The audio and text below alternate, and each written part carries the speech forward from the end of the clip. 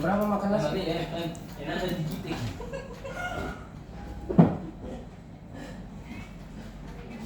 Masukin, enak ada digitik. Tes, oke. Boleh ini? Ya. Bismillahirrahmanirrahim. Assalamualaikum warahmatullahi wabarakatuh. Ya, jadi pertama-tama mari kita manjatkan syukur kehadirat Allah Subhanahu Wa Taala karena atas berkat rahmat dan hidayahnya sehingga pada hari ini kita masih diberi kesehatan dan kesempatan untuk hadir di kegiatan pada hari ini, yaitu mengenai diseminasi budaya positif. Tak lupa juga salam dan salawat kita aturkan kepada junjungan kita Nabi besar Muhammad SAW, Nabi yang merupakan suri tauladan bagi kita semua. Pertama-tama saya mau mengucapkan banyak-banyak terima kasih kepada Bapak Ibu guru yang sudah meluangkan waktunya untuk hadir di kegiatan saya pada hari ini. Di tengah-tengah kesibukannya, apalagi ini hari terakhir anak-anak kita menuntaskan nilainya. Jadi sekali lagi saya ucapkan banyak terima kasih atas waktunya yang diberikan untuk memberikan ruang kepada saya untuk menjelaskan mengenai budaya positif ini. Oke, jadi pada hari ini saya kemudian berdiri di depan Bapak Ibu guru untuk mau berbagi dari apa yang saya dapatkan dari pendidikan guru penggerak, khususnya mengenai modul 1.4, yaitu budaya positif. Ya, yang pertama mengenai budaya positif. Budaya positif ini adalah perwujudan dari nilai-nilai atau keyakinan universal yang diterapkan di sekolah sesuai dengan tujuan pendidikan nasional yang dijabarkan dalam profil pelajar Pancasila. Ya, jadi budaya positif adalah perwujudan nilai-nilai atau keyakinan universal. Sebenarnya kalau kita melihat di lingkungan sekolah kita sudah ada beberapa budaya positif yang kita laksanakan. Mungkin ada beberapa, salah satunya mengenai salam sapa itu tiap pagi kita sambut anak-anak kita, itu sudah kita laksanakan. Kemudian mengenai sholat berjamaah juga, tiap hari Jumat itu kita ada sholat duha berjamaah, kemudian dilanjutkan dengan ceramah, literasi Al-Quran, kemudian literasi agama juga untuk non-Islam. Kemudian budaya positif juga, mungkin ada juga di antara Bapak Ibu yang mungkin sebelum memulai pembelajaran menyempatkan anak-anak untuk literasi, baca bukunya dulu 5-10 menit, yaitu merupakan budaya positif dari sekolah kita, dan itu harus dipertahankan. Selanjutnya ya mengenai budaya positif, itu ada beberapa hal yang saya pelajari di waktu di pendidikan guru penggerak. Itu ada beberapa, ada 7 poin. Yang pertama itu mengenai perubahan paradigma belajar. Kemudian yang kedua disiplin positif, dan yang ketiga kebutuhan dasar manusia, yang keempat motivasi perilaku manusia, yang kelima posisi kontrol restitusi, kemudian keyakinan kelas, dan yang terakhir adalah segitiga restitusi. Jadi ini 7 materi akan kita bahas pada hari ini. Yang pertama adalah pembelajaran dengan paradigma baru, ya, pelajaran dari paradigma baru. Jadi waktu saya mengikuti pendidikan guru penggerak ini, di modul 1.1 itu kita belajar mengenai pemikiran Ki Hajar Dewantara. Pemikiran Ki Hajar Dewantara, beliau berprinsip bahwa pendidikan itu adalah menuntut anak mencapai capaian belajarnya agar selamat dan bahagia sesuai dengan kodrat alam dan kodrat zamannya. Jadi kita mendidik anak-anak itu bukan kemudian maunya kita. Ternyata kita mengikuti sesuai dengan kodrat anak-anak.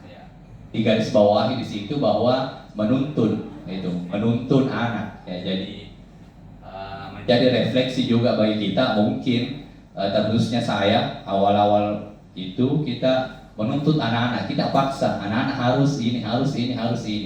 Padahal sesuai dengan pemikiran KHD bahwa kita menuntun anak-anak untuk mencapai itu. Kemudian KHD juga dalam tujuan pendidikannya itu menggarisbawahi ada dua, yaitu bahagia dan selamat. Ini. Jadi kita menuntun anak-anak belajar agar mencapai kebahagiaan dan keselamatan. Ya. Jadi bagaimana kemudian kita mendidik anak-anak? Itu yang dua kita ingat bahwa harus bahagia dan selamat. Kemudian dirancang proses kegiatan berdasarkan prinsip pembelajaran yang terdiferensiasi sehingga setiap murid belajar sesuai dengan kebutuhan dan tahap perkembangannya untuk mewujudkan profil belajar Pancasila.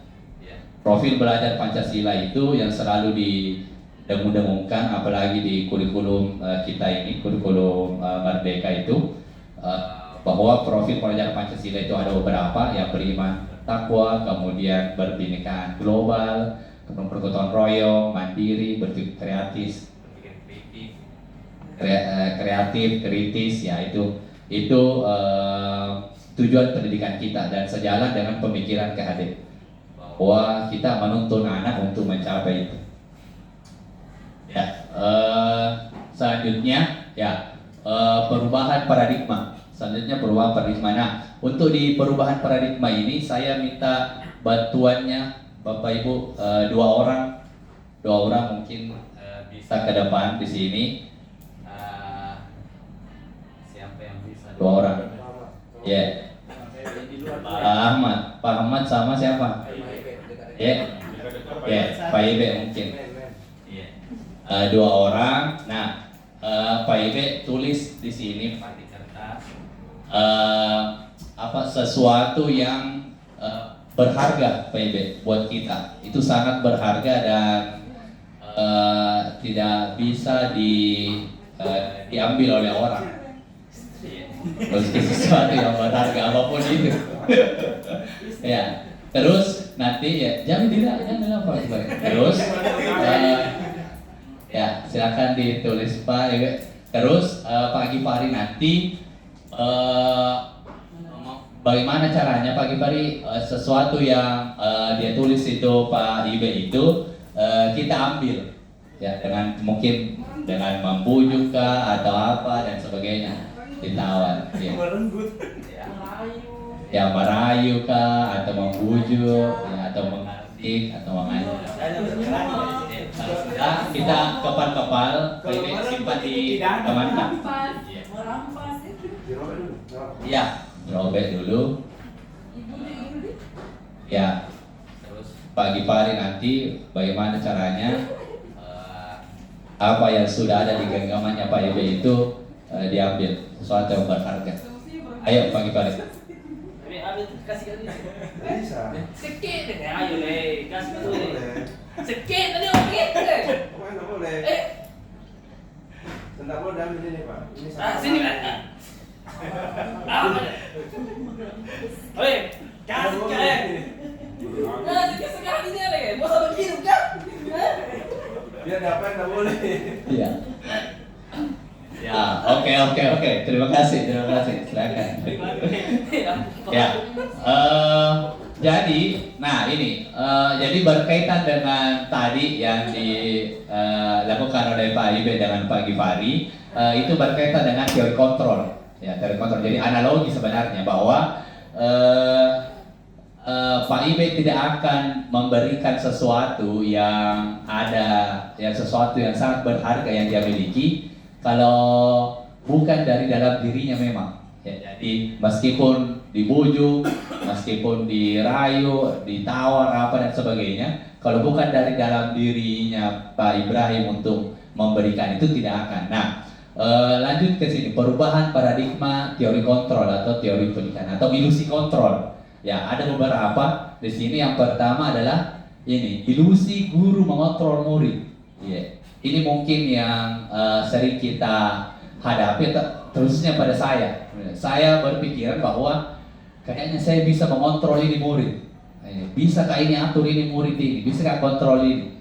Ternyata tidak bisa. Kita tidak bisa mengontrol murid itu kalau bukan memang dari dalam dirinya. Ya, jadi itu cuma kayak ilusi saja. Bisakah atur ini anak ini? Ternyata tidak. Ya, karena yang bisa mengatur itu adalah tergantung dalam diri anak itu sendiri. Kemudian yang kedua, nah ini ilusi bahwa kritik dan membuat orang merasa bersalah dapat menguatkan karakternya. Misalnya ada anak-anak wali kita yang misalnya malas, kemudian kita kritik, kau memang selalu lambat datang, tiap hari diingatkan begini, kau tidak hadir. Nah, itu sebenarnya kan kita kritik itu tujuannya untuk supaya dia berubah itu karakternya, supaya tidak malas dan sebagainya. Ya, ternyata tidak. Ya, jadi itu ilusi lagi itu bahwa kita kritik ini anak-anak supaya berubah dan sebagainya. Kalau bukan memang dari dalam dirinya, ya tidak berubah karakternya itu. Kemudian selanjutnya ilusi bahwa semua penguatan positif, efektif dan bermanfaat. Ya, salah satu contohnya itu misalnya kalau kita kasih penghargaan anak-anak, kita kasih reward hadiah, ini bisa jadi saya kontrol ini, mengikut ini kalau saya kasih hadiah. Ternyata tidak juga. Bahkan paling 1-2 hari mungkin mengikuti apa yang kita mau, tapi selebihnya tidak lagi. Kalau memang bukan dari dalam diri. Kemudian yang selanjutnya adalah ilusi bahwa orang dewasa memiliki hak untuk memaksa. Nah, ini tadi yang dilakukan Pak Gifari ini, bahwa misalnya kita di dalam kelas, kan kita posisinya sebagai orang dewasa di situ, memaksa anak didik kita bahwa misalnya kita paksa dia harus begini, padahal itu sebenarnya ya tidak bisa juga kita paksa. Ya, itu lagi-lagi ilusi kontrol. Ya. Jadi itu perubahan paradigma teori kontrol atau teori pilihan. Ya, selanjutnya ini perubahan paradigma stimulus respon atau teori kontrol atau teori pilihan. Jadi ada 2 tabel di sini. Ini adalah yang mungkin sering kita lakukan, terusnya pada saya sering saya lakukan dan ternyata keliru. Ya, misalnya yang pertama stimulus responnya, kita mencoba mengubah orang agar berpandangan sama dengan kita. Yaitu, misalnya di kelas misalnya kita menginginkan anak-anak kita diam, kemudian duduk yang rapi, tertib dan sebagainya. Nah, kita maunya itu, kemudian kita paksakan juga anak-anak harus sesuai dengan kemauan, tak harus juga duduk diam, rapi dan sebagainya. Padahal mungkin ada di antara anak didik kita yang kalau belajar goyang-goyang atau mungkin enak perasaannya kalau jalan lagi pikirannya kalau misalnya bergerak dan sebagainya. Ya, kita kalau teori kontrol pilihan ini kita berusaha memahami pandangan yang lain dengan yang lain tentang dunia. Ya. Jadi kita tidak bisa memaksakan kehendak kita. Kemudian yang kedua ini, perilaku buruk dilihat sebagai suatu kesalahan. Nah ini misalnya kita sementara belajar, tiba-tiba ada anak-anak kita yang misalnya jalan pergi di temannya, langsung kita tegur, kau begini, berapa kali ditegur ini dan sebagainya, kembali ke tempat. Mungkin bagus kayaknya kalau kita tanya kenapa apa ini dan sebagainya. Ya, jangan sampai misalnya ada ketujuannya, karena semua perilaku memiliki tujuan. Ya, semua perilaku memiliki tujuan. Jadi misalnya kalau di IPA itu misalnya kalau saya di biologi, biasa kalau di lab itu kan anak-anak tidak pasti itu sedikit-sedikit pasti pergi pegang alat dan sebagainya. Ya, kita mungkin juga tidak bisa langsung memarahi, jangan begini. Ya, kita tanya apa dan sebagainya. Mungkin dia penasaran dan sebagainya. Kemudian yang ketiga, orang lain bisa mengontrol saya. Ya, ini juga keliru. Jadi tadi sudah dibahasakan bahwa tidak ada yang bisa mengontrol itu seseorang itu kalau bukan dari dalam dirinya. Hanya Anda yang dapat yang bisa mengontrol diri Anda. Ya. Itu teori kontrolnya atau pilihan. Kemudian saya bisa mengontrol orang lain. Nah, ini juga keliru. Jadi saya bisa mengontrol orang lain. Jadi kita tidak bisa mengontrol atau mengubah orang lain kalau bukan dari dalam dirinya. Kemudian, nah ini pemaksaan ada pada saat bujukan gagal. Nah ini mungkin juga sering kita lakukan dan terusnya juga saya ini. Misalnya yang kayak ini ya akhir-akhir ini baru-baru ini. Misalnya ada anak wali saya yang masih banyak mapelnya belum tuntas. Ya awal-awalnya saya bujuk. Ini nak menghadapi nak kalau apa? Tiap hari kita menghadap, kalau ada guru buta, bawa itu kasta menghadap dan sebagainya. Cuma mungkin 1-2 hari ini tidak ada perubahan ini kontrolnya ya. Pasti begitu kayak lepas kontrol mikir. Kau ini dan sebagainya ini. Dipaksa nih, jangan kau pulang, pokoknya menghadap kau dan sebagainya. Awalnya kita bujuk-bujuk, iya.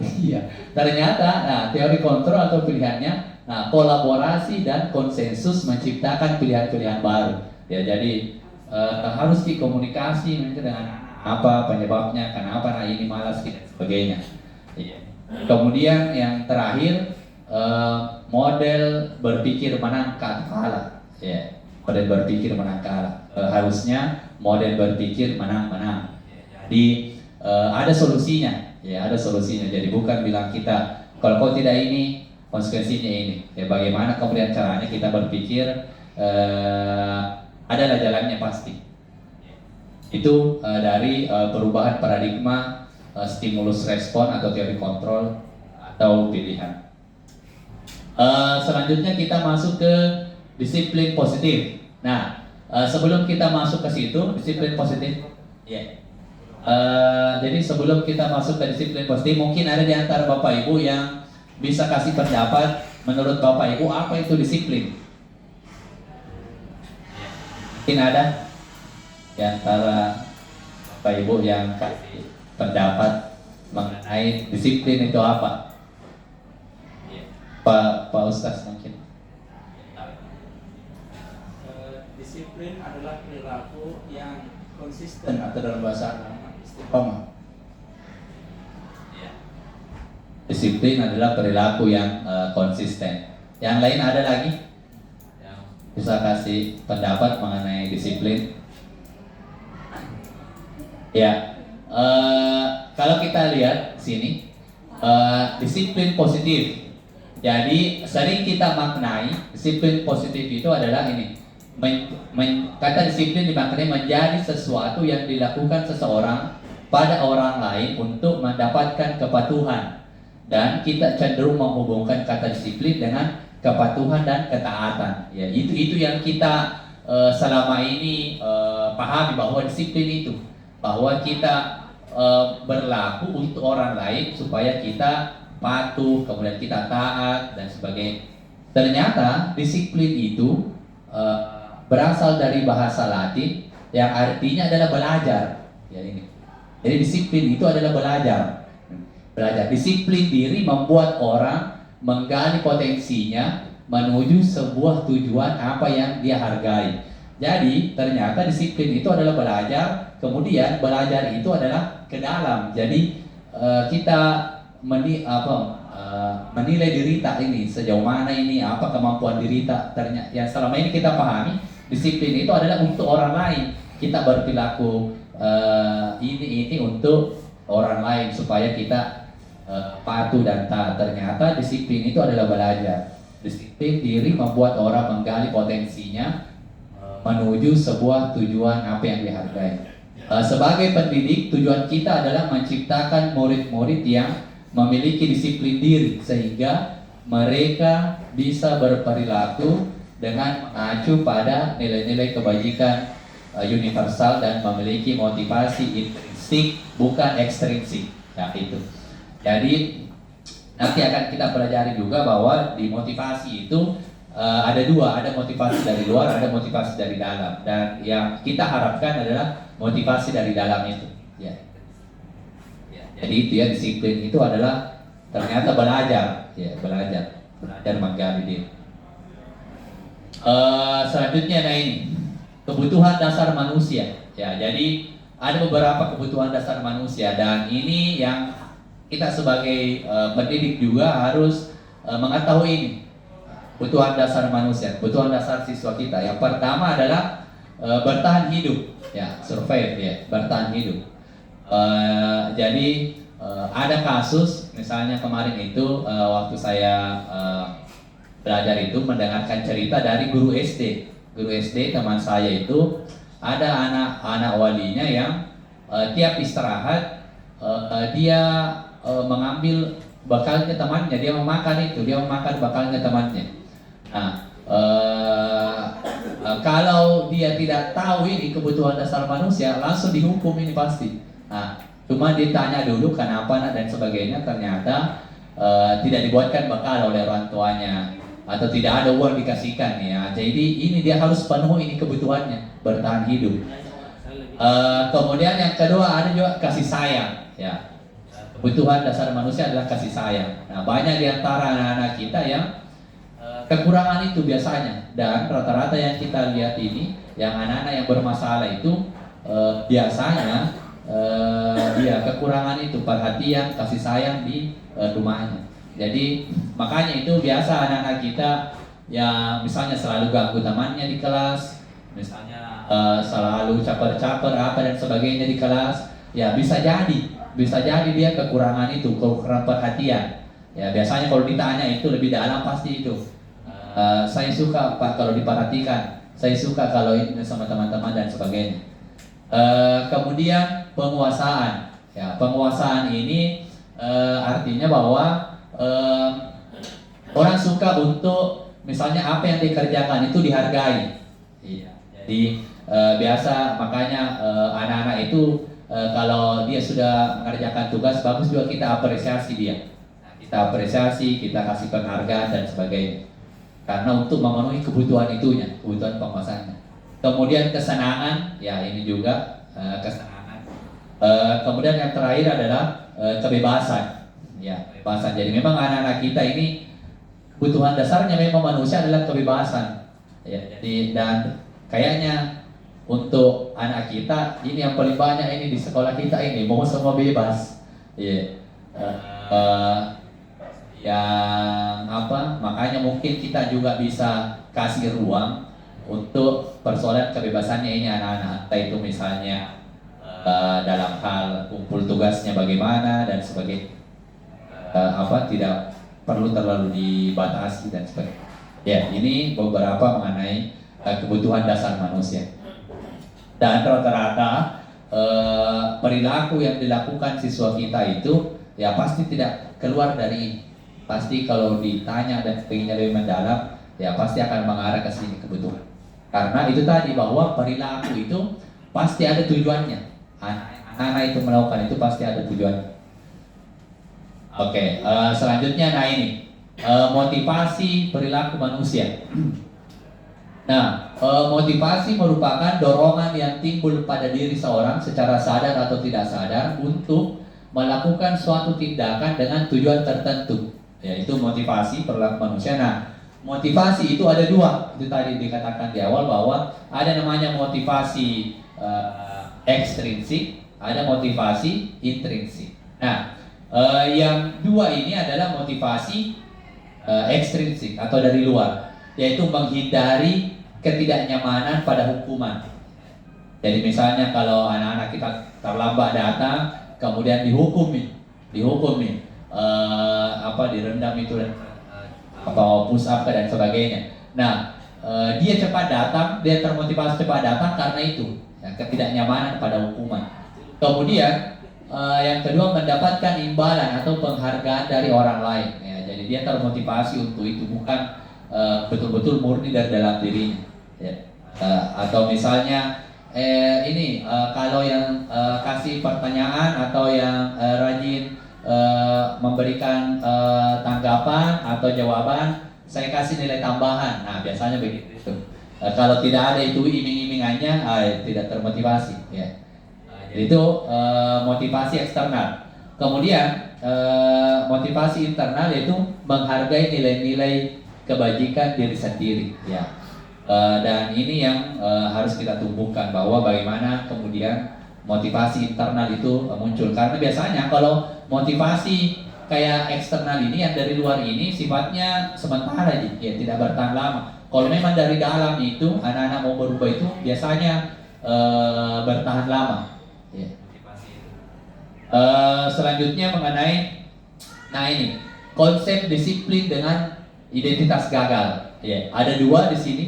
Tabelnya kita perhatikan. Ada hukuman, ada penghargaan. Ya. Hukuman itu bagaimana? Hukuman itu menyakitkan. Ya.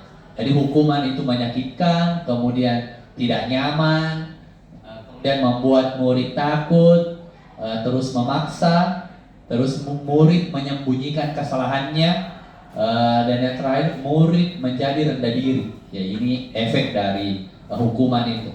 Kalau penghargaan tidak efektif, ya.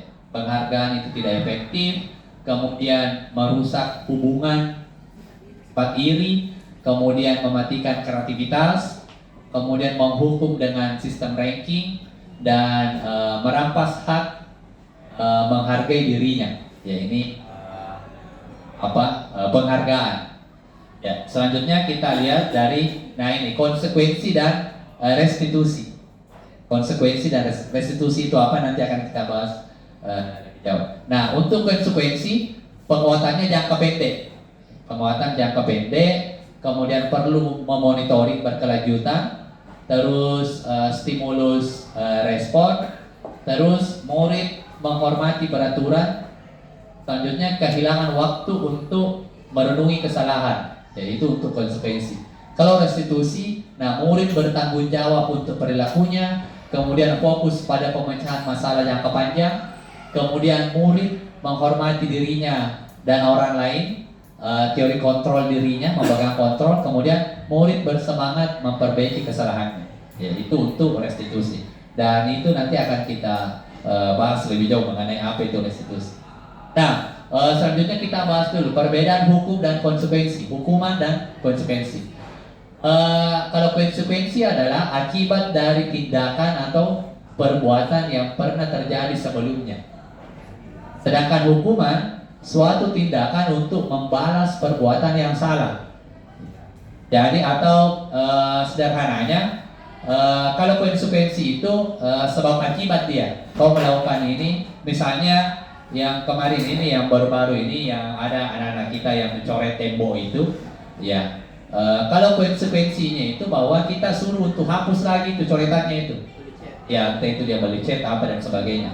Nah, kalau hukuman, anak-anak kita mencoret itu kita suruh misalnya pusat kah, dijemur kah dan sebagainya, yang tidak ada hubungannya dengan apa yang dilakukan, yaitu hukuman.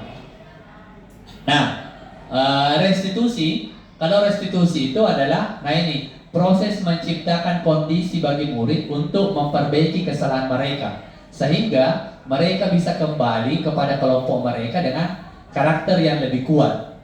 Iya. Restitusi ini sebenarnya mungkin kata yang mungkin baru Bapak Ibu dengar. Nah, restitusi ini mirip-mirip dengan konseling sebenarnya, mirip-mirip dengan konseling, dan bagusnya ini kita akan praktekkan ini di misalnya siswa kita atau anak wali kita ini mengenai restitusi ini. Jadi restitusi itu kita panggil anak-anak kita yang bermasalah, kemudian nanti akan kita tanya. Nanti akan kita bahas bagaimana caranya kita melakukan restitusi.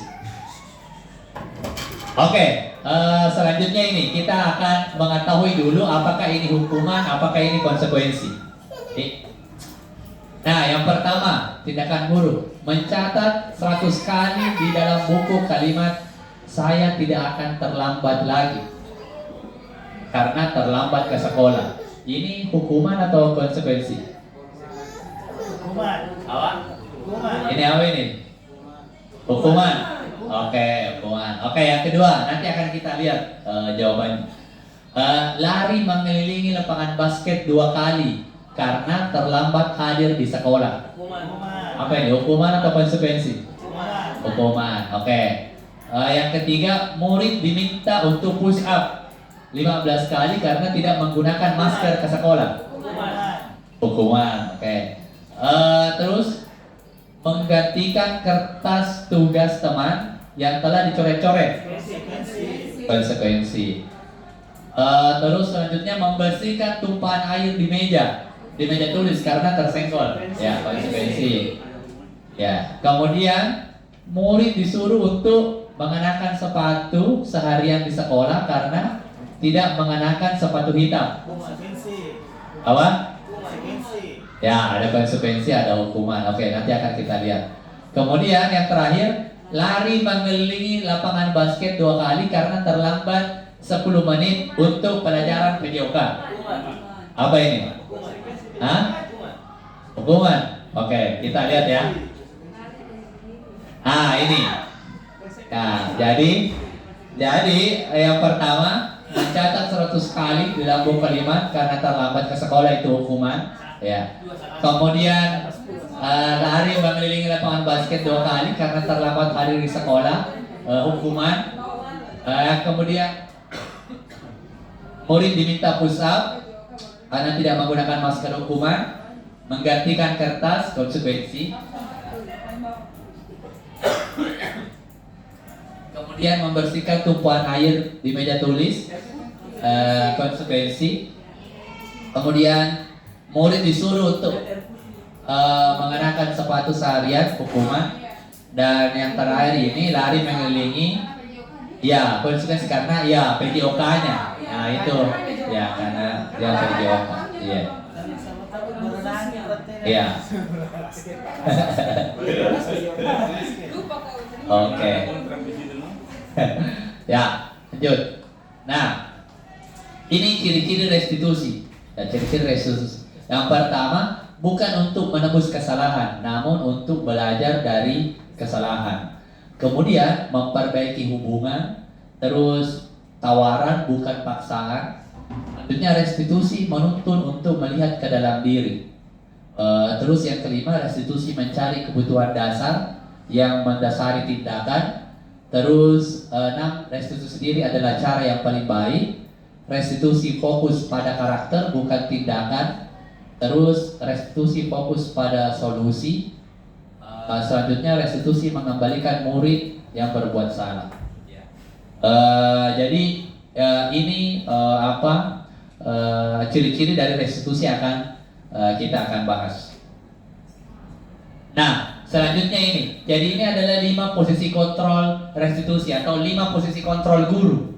Ya. Ini yang biasa kita pakai. Ada posisi penghukum, ada posisi yang pembuat rasa bersalah, ada posisi sebagai teman, ada posisi sebagai pemantau, ada posisi sebagai manajer. Ya.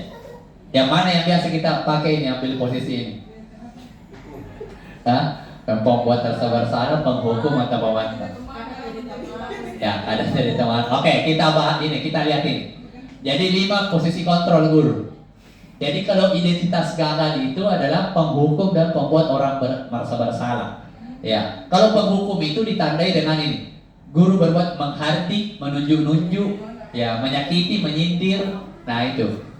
Nah, biasanya kata-katanya itu, kalau kamu tidak melakukannya, awas, rasakan ini. Nah itu penghukum itu.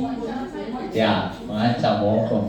Nah, kalau pembuat rasa bersalah, dia macaramah, ya, berceramah dan mengeluarkan kata-kata misalnya, kamu seharusnya, kamu sudah tahu, nah itu, harusnya kamu tidak begini, ya, pembuat rasa bersalah.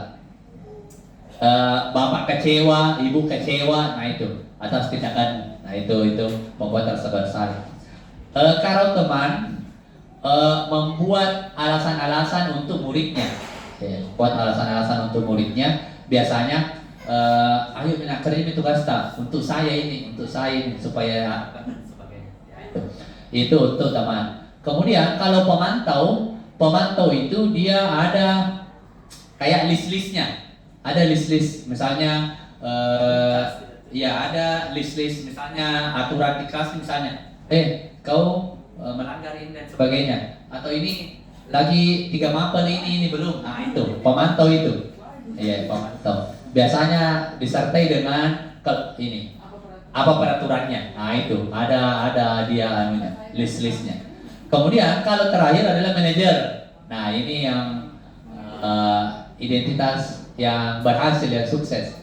Kalau manajer itu dia ini mengajukan pertanyaan-pertanyaan, ya, mengajukan pertanyaan-pertanyaan. Misalnya apa yang kita lakukan, apa ini, apa ini dan sebagainya. Ya. Itu manajer. Jadi 5 posisi kontrol guru itu. Ya, ada penghukum, pembuat rasa bersalah, kemudian teman, ada sebagai pemantau, dan yang terakhir sebagai manajer. Ya. Bisa mungkin kita refleksi, saya ini di mana, hukum kan atau apa. Selanjutnya, nah ini, mari berdiskusi. Nah, ada pernyataan, kemudian siapa yang mengatakan itu? Itu tadi bahwa apakah pemantau, penghukum, apa tadi teman, kemudian manajer atau pembuat rasa bersalah. Yang pertama, saya kecewa sekali dengan kamu. Apa ini? Membuat rasa bersalah. Pembuat rasa bersalah. Oke, nanti akan kita lihat jawabannya apa. Kemudian yang kedua, kamu tidak pernah benar melakukannya. Nomor rasa salah juga. Membuat rasa bersalah. Terus, ayolah lakukan demi ibu antara bapak. Terus, apakah kamu mau mendapatkan stiker bintang hari ini? Teman kayak Manajer. Stiker bintang, teman, manajer, oke. Kemudian, bagaimana kamu bisa menyelesaikan masalah ini? Manajer, ya ada pemantau. Kemudian, kamu selalu yang paling terakhir. Oke. Ya, kita lihat. Ya, ini. Jadi, saya kecewa sekali dengan kamu. Nah, itu pembuat rasa bersalah. Kemudian, kamu tidak pernah benar melakukannya. Ya, ini penghukum. Kemudian, ayolah lakukan demi ibu atau demi bapak. Ya, ini teman. Kemudian, apakah kamu mendapatkan stiker bintang? Ini pemantau. Ya, kayak itu tadi, ada list-listnya dia. Kemudian, bagaimana kamu bisa menyelesaikan masalah ini? Ya, ini manajer ini. Jadi kita kembalikan ke anak-anak bagaimana caranya dia menemukan solusinya dari masalahnya. Kemudian kamu selalu yang paling terakhir. Nah, ini penghukum ini. Oke, jadi ini posisi kontrol guru. Ya, selanjutnya mengenai keyakinan kelas. Nah, keyakinan kelas ini adalah sesuatu yang diyakini bersama yang berasal dari penyatuan pikiran untuk menjadi nilai-nilai kebaikan untuk diturunkan di kelas-kelas. Jadi keyakinan kelas ini sebenarnya mungkin Bapak Ibu juga sudah lakukan di kelasnya masing-masing, bahwa biasa dikenal dengan kesepakatan kelas biasanya ya, kesepakatan kelas. Nah, cuman untuk menjadi keyakinan kelas itu ada urutan-urutannya. Biasanya didahului dengan peraturan kelas dulu dibuat. Misalnya tidak boleh terlambat, tidak boleh ganggu orang lain, misalnya tidak buang sampah sembarangan dan sebagainya. Nah, itu kemudian nanti akan kita ubah. Misalnya kalau tidak boleh mengganggu temannya, menghargai teman, kemudian menjaga kebersihan. Misalnya tidak boleh membawa alat makeup, mungkin kita ganti dengan berpenampilan sederhana dan sebagainya. Itu keyakinan kelas ini penting untuk kemudian kita bahas nanti, apalagi nanti di tahun ajaran baru ini nanti akan kita diskusikan itu sama anak wanita, keyakinan kelas supaya biasanya kalau ada keyakinan kelas yang dibuat itu, kalau anak-anak sendiri yang buat, biasanya efeknya ke anak-anak itu lebih besar kalau kita sendiri yang buat, karena dia yang mau laksanakan berarti dia yang membuat sendiri aturannya. Jadi kalau misalnya melanggar biasanya malu, ya kayak bagaimana nih saya yang buat ini, kenapa saya langgar? Biasanya lebih berasa efeknya dibanding kalau kita langsung yang tentukan ya. Selanjutnya, nah ini segitiga restitusi. Nah ini nih tadi yang saya katakan itu, bahwa restitusi, dan sebenarnya ini yang kita bisa lakukan sebenarnya di anak wanita atau di anak didik kita ini. restitusi ini atau biasa disebut dengan konseling sebenarnya. Jadi saya diajar bahwa kalau misalnya ada anak kita yang bermasalah, jangan langsung dibawa ke BK, kita handle dulu sebagai wali kelas. Nah, kenapa kemudian restitusi ini penting? Karena restitusi itu tadi di awal dijelaskan bahwa proses yang kita lakukan, bagaimana kemudian itu anak ini mengetahui kesalahannya apa, kemudian disuruh mencari solusinya untuk mengatasi masalahnya ini, atau apa tanggung jawabmu terhadap masalahmu ini, apa solusi yang bisa kau tawarkan. Nah, segitiga restitusi ini menciptakan kondisi bagi murid untuk memperbaiki kesalahan mereka, sehingga mereka bisa kembali pada kelompok mereka dengan karakter yang lebih kuat. Misalnya begini, apa maksudnya itu kita kembali ke kelompok mereka? Misalnya di kelas ada anak-anak kita yang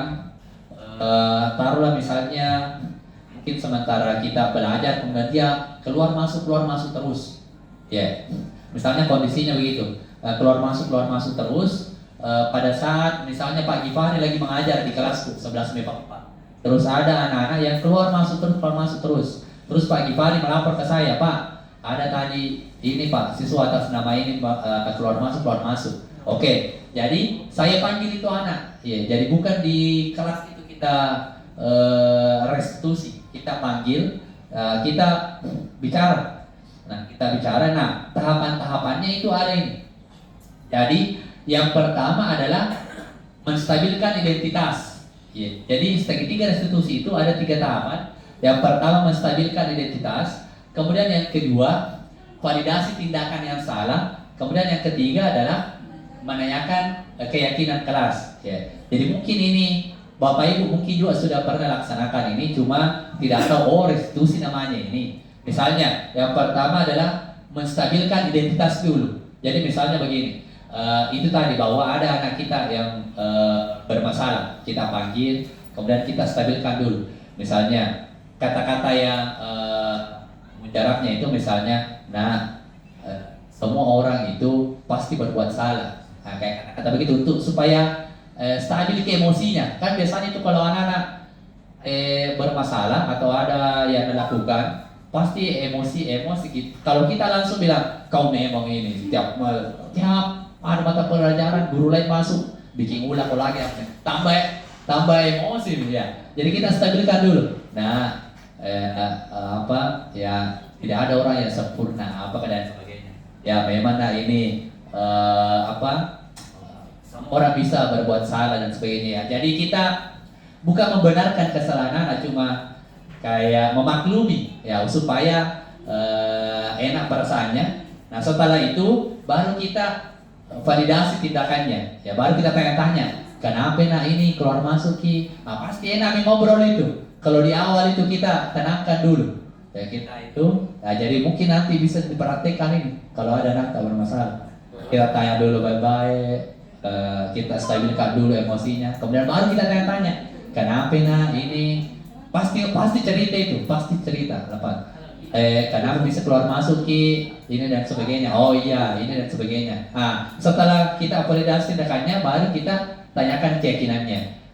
Menurut anak ini melanggar atau tidak yang kita lakukan? Iya Pak, melanggar. Ya kan kita sudah sepakat bahwa kita kalau ada guru kita harus hargai, tidak boleh ki ini dan sebagainya. Oke, jadi apa solusi anak yang bisa ditawarkan ke saya? Ya tidak begitu mabuk ini dan sebagainya. Itu mungkin langkah-langkah sederhana. Nah ini jadi segitiga restitusi tadi menstabilkan identitas. Nah kita semua akan melakukan hal yang terbaik. Misalnya validasi tindakan, kemudian menanyakan keyakinan. Selanjutnya ya ada analisis kasus. Ya ini terakhir ini. Ada analisis kasus. Silakan dibaca Bapak Ibu. Riman seorang guru biologi desa Makartika suatu hari Fadlan, Fatan dan Fajar terlambat masuk ke kelas karena pembelajaran sebelumnya belajar olahraga. Dengan tergesa-gesa ketiganya masuk ke kelas dengan masih menggunakan pakaian olahraga. Ivan yang berada di kelas tersebut marah dan menyuruh ketiganya untuk keluar meninggalkan kelas dan tidak mengikuti pembelajaran. Nah, dari kasus ini ada 3 pertanyaan yang muncul yang Bapak Ibu kerjakan.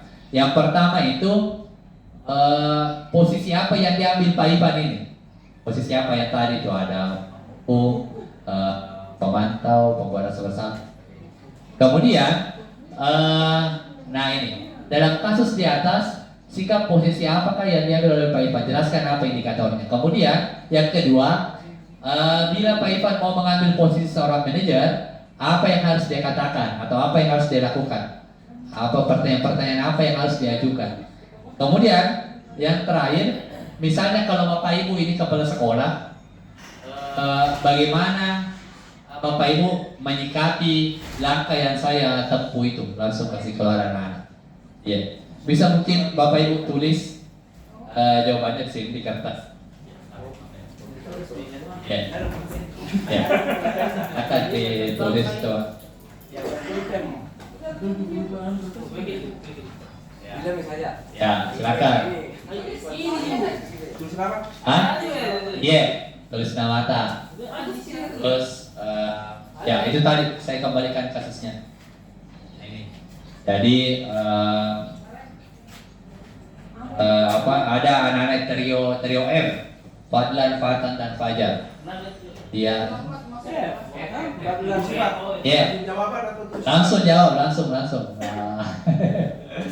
Ya, awen atau mungkin ini kayaknya guru olahraganya lama sekali ini. Lama sekali selesai ini tidak. Ya ini. Jadi yang pertama itu posisi apa yang diambil? Itu Pak Ivan itu ketika dia langsung suruh keluar anak. Apakah pengukuh kah atau apa? Dan apa indikatornya? Terus kalau manajer dia misalnya apa yang harus dikatakan? Pertanyaan apa yang harus dilakukan ke ketiga anak itu, ke F itu? Akan, Bu, 5 sampai 10 menit. Ini yang nomor 1 Pak Haji. Konsekuensi atau yang kayak begitu kan bukan? Penghukum. Iya, penghukum. Penghukum, Iya. hukuman, manajer, ini tuh. Iya. Iya. Apa itu tuh? Apa di satu? Direktur, Manajer. pemantau, Pemantau. Iya. Penghukum, pembuat rasa bersalah, teman, pemantau sama manajer. Kemudian ya.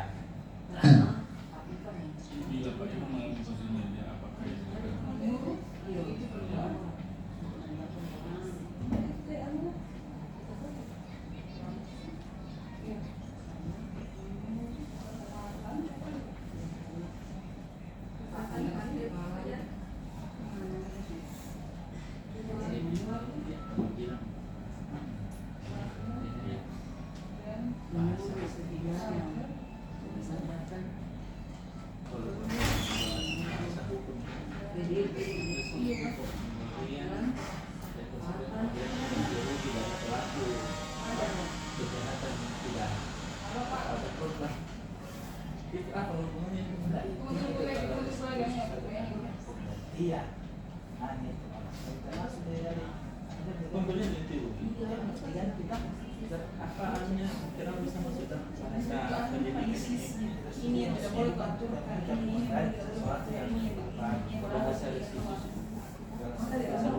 ganti rugi. Apakah ini kan berarti kalau ganti rugi apakah memberikan ini pihak yang restitusi secara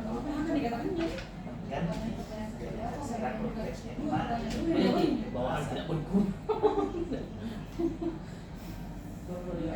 selama bicara hukum maksudku saya kenapa bahasa hukumnya dipakai ke bahasa lain harus bahasa restitusi dan restitusi konsekuensi dan pidana perdata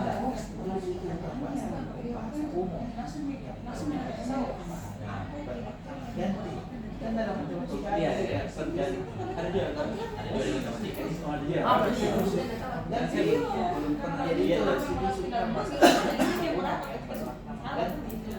Mengganti yang lebih baik. Yang benar.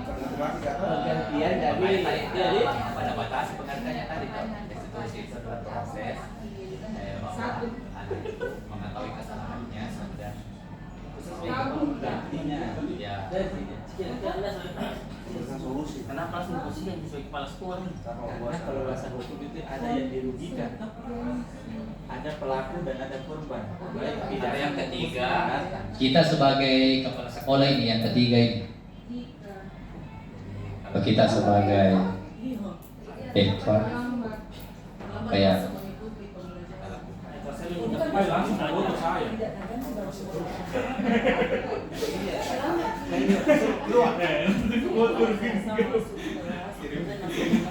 Itu tindakan kepala sekolah. Hah? Kenapa nggak mencontek? Nanti kalau begitu kita susunnya ke sekolah sekarang. Yang mungkin Pak Iwan lagi bed pun kayak marah-marah begitu. Bercanda.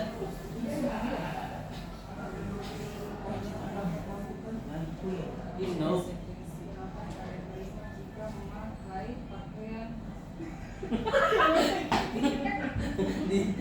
Disuruh joget.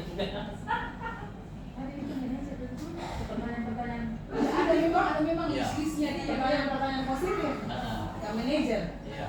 Iya tadi. Misalnya kenapa terlambat, Nah ini berarti lebih. kenapa belum terlibat baju, Kenapa tidak ganti baju? Kenapa belum bajunya? kenapa terlambat kalau Ya. mungkin Dia kebocoran jawabannya Pak. Susah itu jawabannya. mungkin bilang belum dimakan dan lupa makan atau kan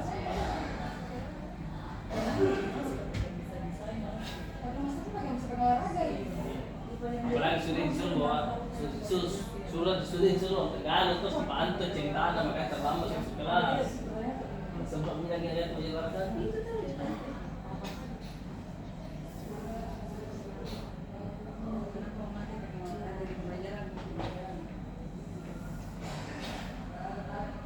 Jadi sebagai kepala sekolah, itu langsung bawa ke kepala sekolah bukan? Cepat dicek pada kalau sudah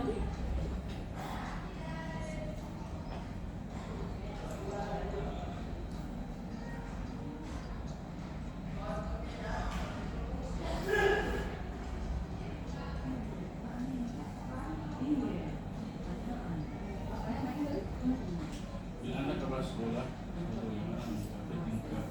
Percaya Pak Ivan saya. Iya. tanpa ada istilah pembicaraan pergantian. Berarti arogan ini berarti.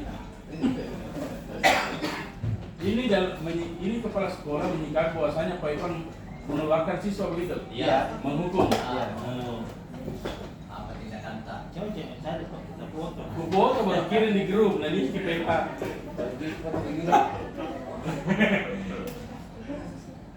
Saya kan tadi yang kita bilang. Nah ini kan realitanya baru seperti itu. Kemudian kenapa penyebab terlambat dan belum memberikan sebuah solusi untuk masuk pelajaran. Ibu Fitri. Ibu bahasa Indonesia. Pusing. Pusing itu. Enggak, saya mau tanya.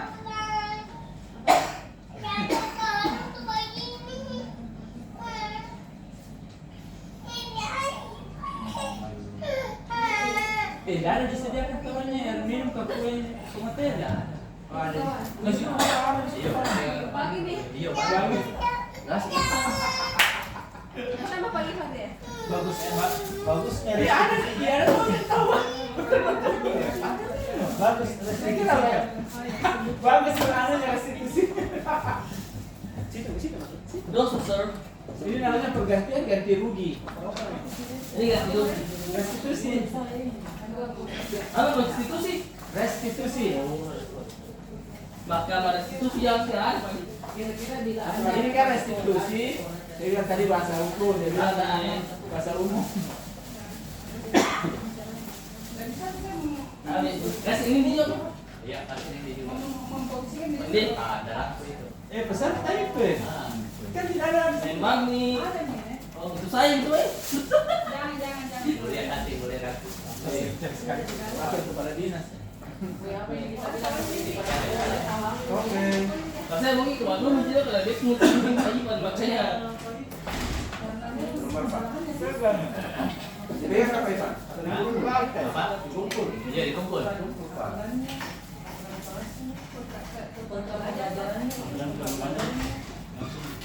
Benar dengan Pak. Iya, kan. Oke, tutup ini.